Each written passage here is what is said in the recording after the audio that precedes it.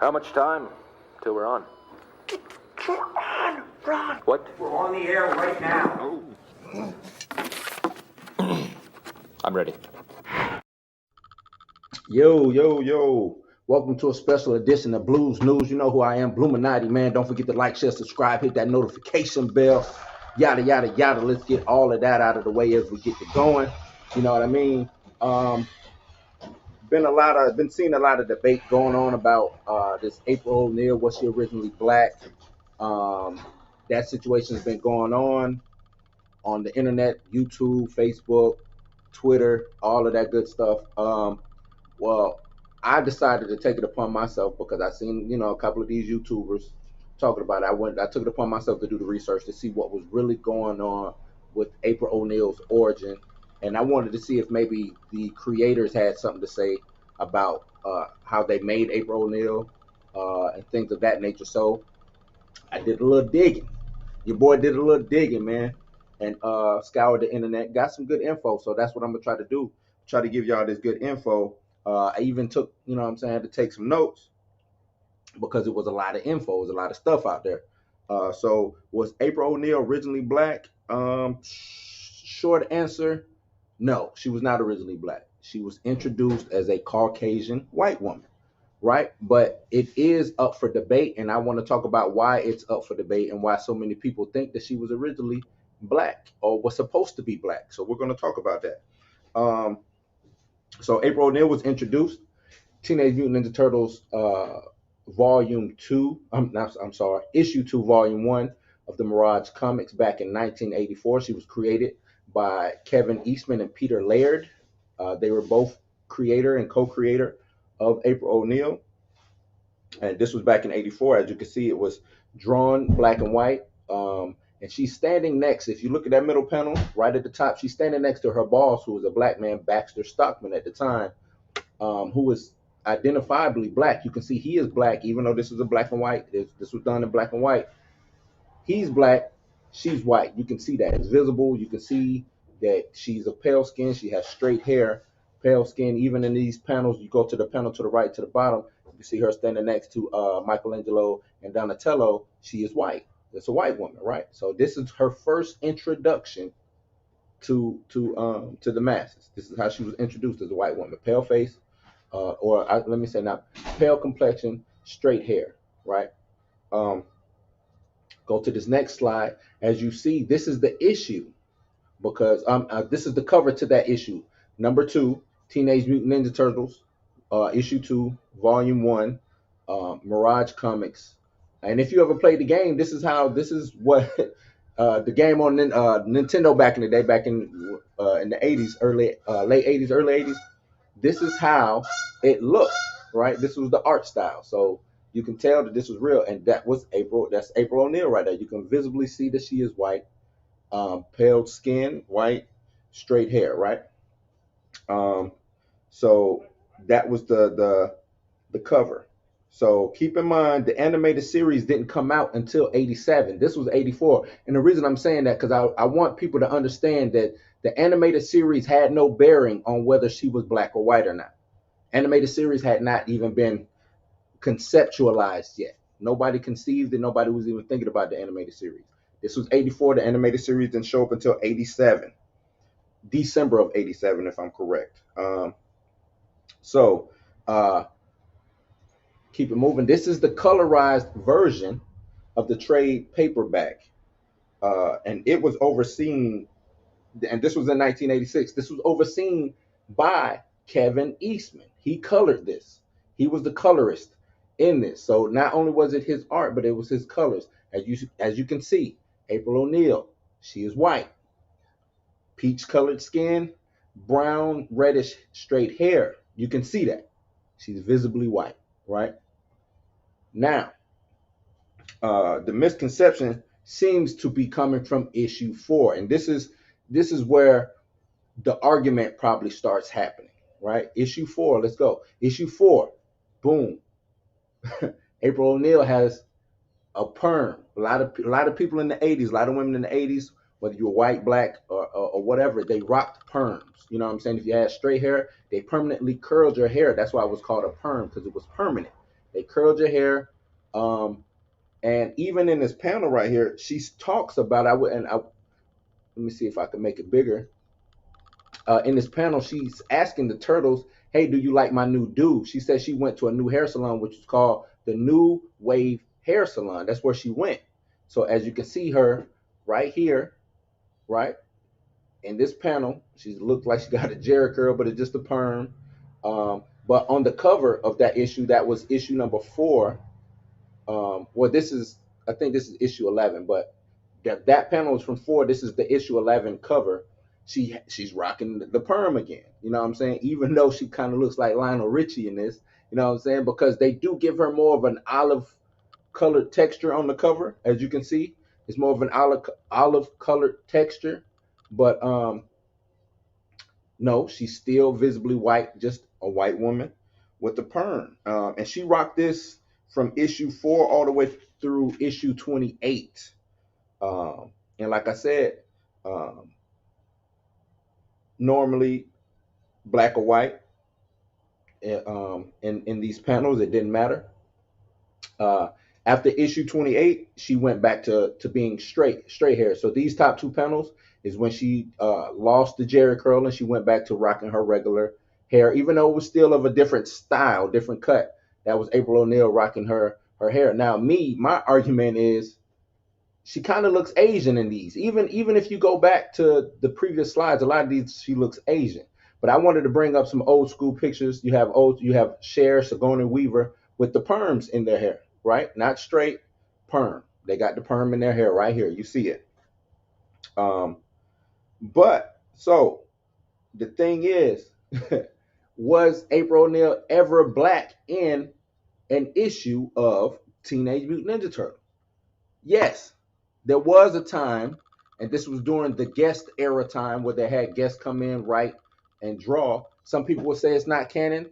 I'm sorry. This is another slide of her rocking her regular hair, and even here, it shows her. This is black and white panel as you see, but her hair, I don't even, because some people would even say that that's kind of an African American style Jerry curl almost, and you see the olive still trying to have a tan or darker skin in this. So if you're reading the book, you might even think that she was black. If you picked up this issue right here, you couldn't tell me that wasn't a black woman, right? You couldn't tell me. If you hadn't seen the cover, you couldn't tell me. Like I said, this is probably where the misconception is coming in, because her style and how she was portrayed has changed throughout the course of the comic book, throughout the course of her history on these certain pages. Now, what I was previously talking about was she ever actually black in the comic? There was this one time. Yes, this one time, and let me go back to my notes. Like I said, it was the guest creator era, and it was issue number 32 by Mark Bold, and he kind of deviated from canon because the sewer layer was in a different location. I think it was in Hampton or something like that instead of Manhattan. April was a news reporter instead of a scientist. Basically, this was, and I don't know. I'm just putting this out here. This might have been the start of where the animated series got their take on April O'Neil from, because she was a scientist originally. In this rendition of her, she was an actual news reporter, which is the April O'Neil that we know her to be, right? We know April O'Neil to be a news reporter. As you can see, she was colored black. She's got the, you know what I'm saying, the Jerry curl back in the day, 80s. You know, the Jerry curl was all the hype. But and that was, so this colored panel right here was issue 34, and I want to say it was the second printing of it, and they colored it during the second printing. The first printing, it was black and white. It was just identical. It just wasn't colored. IDW, I want to say it was IDW. Am I right? IDW came back and recolored it. So they whitewashed April O'Neil to make her white with, you know what I'm saying, with what you see in this third panel, right? That's IDW. That was who was publishing, who bought, I guess they had the rights to the Ninja Turtles at the time, and they were republishing the books, and they recolored her to make her a Caucasian woman. Now, yet again, if you look at it, if you can, I'm going to always say, I'm going to keep bringing this up. If you can look in, is she white in that third panel? Is she Asian? Is she Latino? You know what I'm saying? I'm the way I'm looking at April O'Neil, and she was a racially ambiguous character. She had no race. She was what, and I'm gonna get into it. Let's just keep going. I'm gonna get into it a little bit more. So then, right? We want to know about what the actual. And I know y'all see me looking at my notes. We want to see what the actual creators had to say, right? So, in Kevin Eastman's 2002 book, Teenage Mutant Ninja Turtles: The Art Told Biography, he spoke about April's origin. And this is what he said. He said, originally created as an Asian character in Pete's notes as Peter Laird, but named after an African American woman I once knew. The character of April O'Neil was introduced in the issue and would have a bunch of different looks throughout the Teenage Mutant Ninja Turtle history. So he's even acknowledging what I'm saying. She's had plenty of looks throughout the Teenage Mutant Ninja Turtle history. Now, a lot of people get this misconstrued and they misquote it by saying that she was designed after an African American woman, but she wasn't designed after an African American woman. She was named after an African American woman. Peter Laird's girlfriend at the time, who would soon go on to be his ex-wife, her name was April Fisher. And as you can see in this picture right here, look at her hair, right? So once issue 4 comes around, when she's rocking that perm style, he probably changed up the style to look more like his damn girlfriend, because he is known to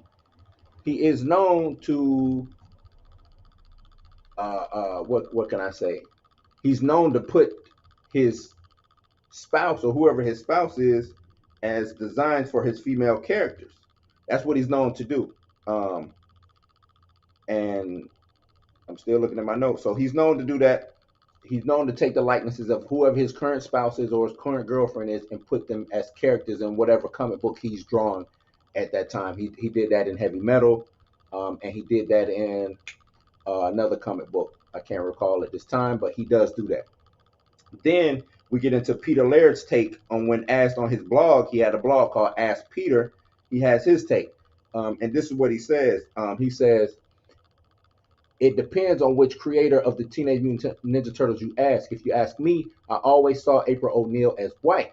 If you ask Kevin, I suspect he will say, as he has in a number of interviews, that she was a mixed race, much like his former girlfriend. Like I said, Kevin Eastman's girlfriend was of mixed race. That's who April Fisher was.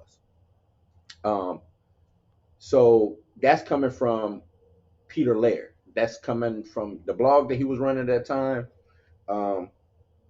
So then Peter Laird also talked about,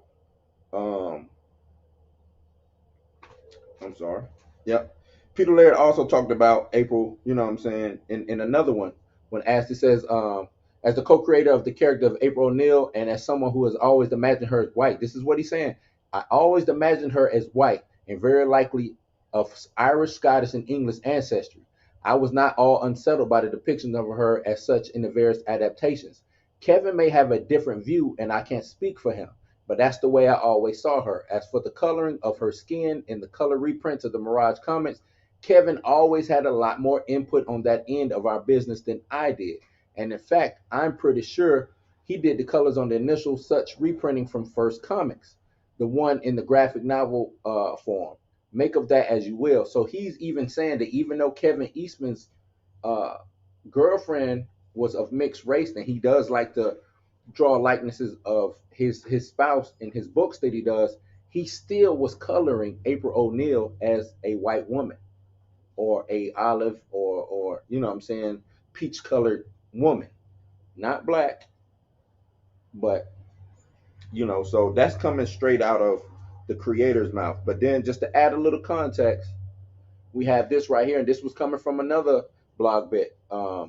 When asked about this panel right here, because they did what was called, it was a story called, it was Turtle Soup number 4, and the story was called Raphael Snapper, and it was by Rick McCullum, but the colors was by Peter Laird. which depicts April with a dark tan slash skin tone. And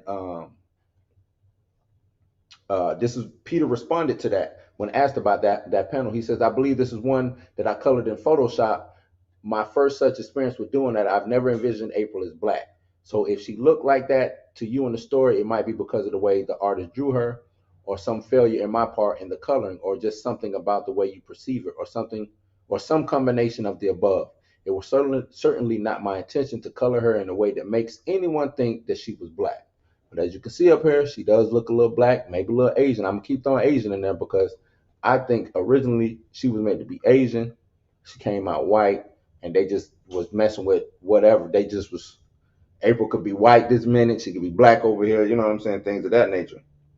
So there's that. Now, to summarize everything that we just did, April O'Neil was conceived by Peter Laird as an Asian woman in the early concept stages, but for her first appearance, she was white. She was named by Kevin Eastman after his then girlfriend, who was of mixed race, and nothing of her made it to the pages other than the perm or the Jerry curl or whatever you want to call it that she was rocking while she was looking like Lionel Richie with that denim jacket on, right? Uh, but she only rocked the perm for a couple years. April has been black on multiple occasions in comics and cartoons, but originally she was introduced as white. So that is the end all be all. She was introduced as white. Now, let's address the stupid outrage of her being black in this new iteration. I personally think that April O'Neil is one of the few characters who really can be what she is needed to be, or what the creators needed her to be to create the story. And I don't even think the original creators care about what her ethnicity is, as long as it fits the story and the narrative involving the Teenage Mutant Ninja Turtle. So she could be Asian over here, she could be black, like you said, as you see in this slide right here. She's been black before, she's been white. I think even in one of these she was of mixed white and Asian, if I remember correctly, in the cartoon. But she's been of all different ethnicities throughout her tenure from 84 up until 2023 right here, right now. So I don't understand the outrage. April O'Neil doesn't have a race. That's what I'm getting at. I'm gonna get at that. April O'Neil does not have a race. She doesn't have one. She's been depicted as white, she's been depicted as black. I don't think nothing really confirmed. She can't conform to one race. She is what she is, other than having the last name O'Neil, which is, like you said, could be of Irish or Scottish descent. But being black in America, you can have any last name you want. This is America, right? But she has been different races throughout the way, throughout history, throughout her history. So I just want to leave it at that. Let me know what y'all think about it down in the comments. Do y'all agree, disagree?